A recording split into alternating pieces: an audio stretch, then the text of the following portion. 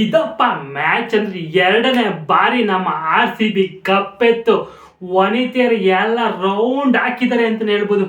ಎಂತ ಮ್ಯಾಚ್ ಗುರು. 203 target. WPL ಇತಿಹಾಸದಲ್ಲಿ ಅತಿ ಹೆಚ್ಚು ರನ್ನ ಟಾರ್ಗೆಟ್ನ ರೀಚ್ ಮಾಡಿ ಫೈನಲಿ ಗೆದ್ದು ಬೀಗಿದ್ದಾರೆ. ಅವ್ರಿಗೆ ನಮ್ಮ ಕಡೆಯಿಂದ ಚಪ್ಪಾಳೆ ಹೊಡಿಲೇಬೇಕು. ಎಂತ ಆಟ ಗುರು, ಎಂತ ಸೂಪರ್. ಎರಡು ಟೀಮ್ಗಳು ಸಖತ್ತಾಗಿ ಫೈನಲ್ ಅಂದ್ರೆ ಒಳ್ಳೆ ಕಳೆಗಟ್ಟಿದ ಫೈನಲ್ ಅಂತಾನೆ ಹೇಳ.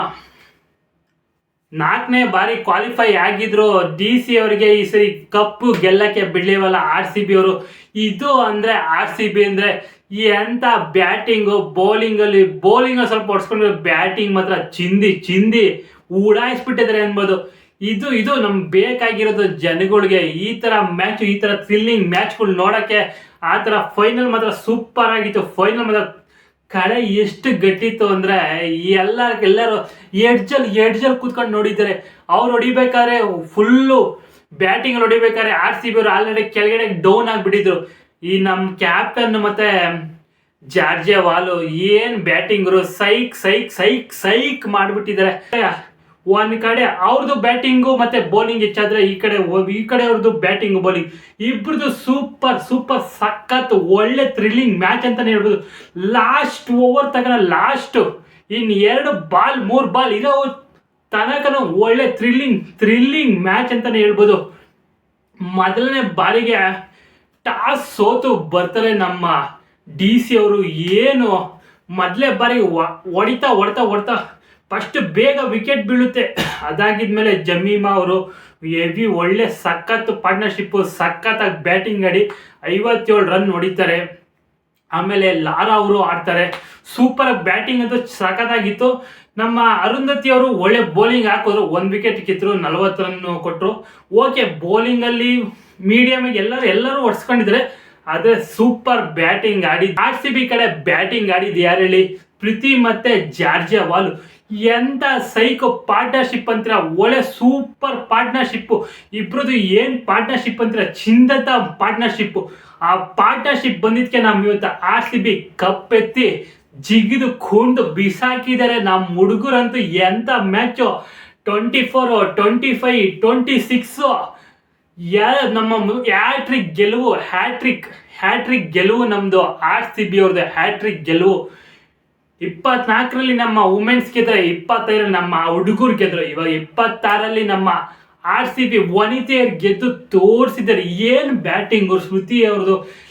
Captain leading of the front ಬಂದು ಆಡಿ ತೋರಿಸಿದ್ದಾರೆ. ಎಂತ ಸೂಪರ್ ಬ್ಯಾಟಿಂಗ್ ಅಂತೀರ ಯಪ್ಪ. Extraordinary batting. ಜಾರ್ಜೆವಾಲ್ ಮಾತ್ರ ಏನು ಈ ಕಡೆ ಸ್ಮೃತಿ ಹೊಡಿತಾರೆ ಅಂತ ಜಾರ್ಜೆವಾಲ್ ಹೊಡಿತಾರೆ ಸ್ಮೃತಿ. ಏನು ಬ್ಯಾಟಿಂಗರು. ಜಾರ್ಜೆವಾಲು 54 ಬಾಲಿಗೆ 79 ರನ್ ಹೊಡೆದು ಔಟ್ ಆಗ್ತಾರೆ ನೋಡಪ್ಪ. ಅದೇ ಸೆಕೆಂಡ್ ವಿಕೆಟ್. ಅದಾಗಿದ್ಮೇಲೆ ನಮ್ಮ ಸ್ಮೃತಿಯವ್ರು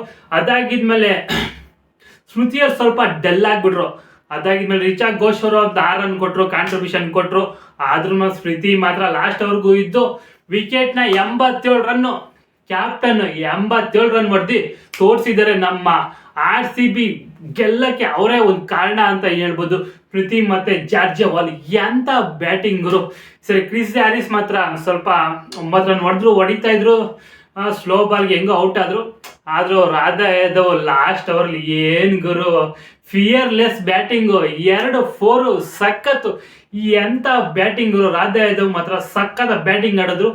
ಬೌಲಿಂಗ್ ಅಲ್ಲಿ ಇಬ್ರು 2 ಕಡೆನೂ ಬೌಲಿಂಗ್ ಅಲ್ಲಿ ಓಡಿಸ್ಕೊಂಡು ಹೋಗಿದ್ರೆ. ಆದ್ರೂ ಇಬ್ರು ಪಾರ್ಟ್ನರ್ಶಿಪ್ ಇತ್ತಲ್ಲ, ಏನ್ ಪಾರ್ಟ್ನರ್ಶಿಪ್ ಗುರು. ನಮ್ಮ ಸ್ಮೃತಿ ಅವ್ರದ್ದು ಸೂಪರ್ ಆಗಿತ್ತು. ಎಲ್ಲ ಕಡೆ RCB ಅಂತ ಈ ಕೂಗ್ಲೇಬೇಕು. ಏನ್ ಸುಕ್ಕಾತಾಗಿತ್ತು ಬ್ಯಾಟಿಂಗ್ ಅಂದ್ರೆ. ನಮ್ಮ ಹುಡುಗರ್ದು ಈ ತರ ಥ್ರಿಲ್ ಕೊಡಲ್ಲ.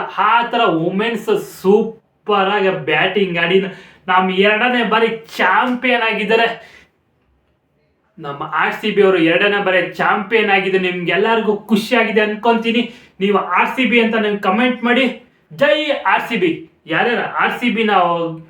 ಯಾರ್ಯಾರು RCB ಗೆದ್ದರೆ ಕೂರ್ಕೊಂಡಿದ್ದೀರೋ ಅವ್ರಿಗೆ ಉರಿಸ್ತಾನೆ ಇರಿ, ಬರ್ನಲ್ಲಿ ಹಾಕಿ ಉರಿಸ್ತಾನೆ ಇರಿ. ಜೈ RCB. ಆ ಥರ ಬ್ಯಾಟಿಂಗ್ ಆಡಿ ಸೂಪರ್ ಆಗಿ ವಿನ್ ಆಗಿದ್ದಾರೆ. ಹೆಂಗಿತ್ತು ಮ್ಯಾಚ್ ಅಂತ ನೀವು ಕಮೆಂಟ್ ಮಾಡಿ, ಸಬ್ಸ್ಕ್ರೈಬ್ ಮಾಡಿ.